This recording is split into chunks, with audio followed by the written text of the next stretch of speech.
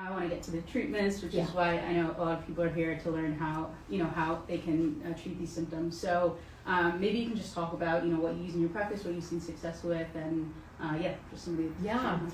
Remember, there are nuances to treatment paradigms based on individual medical histories and people's desires and thoughts and values. So there will be some people who unfortunately don't get managed for this because they don't bring it up to their providers or their partners. So most important is education and recognizing that this is a typical symptom that can occur during the menopause journey and that there are management strategies.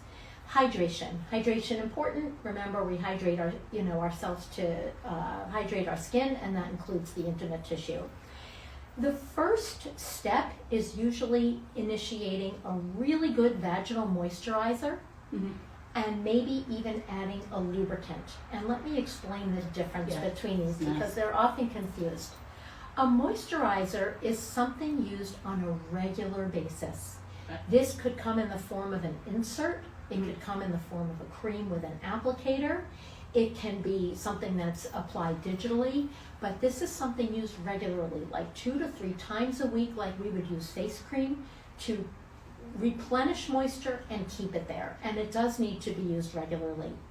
A lubricant, on the other hand, is used more on demand. So usually we recommend a lubricant during intimacy as a way to alleviate friction or even enhance pleasure. So these are 2 different things, but this is where we normally start for vaginal dryness and for some of the symptoms that it can cause.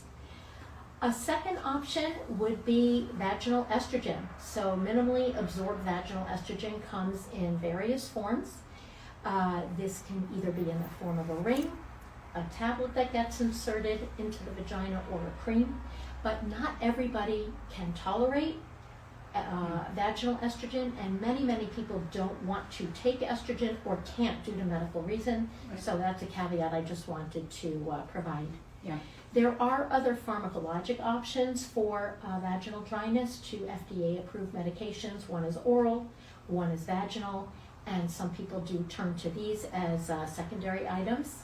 And some people even benefit from dilating their vagina mechanically with vaginal dilators. So this happens to be a vaginal dilator that I brought just to show people.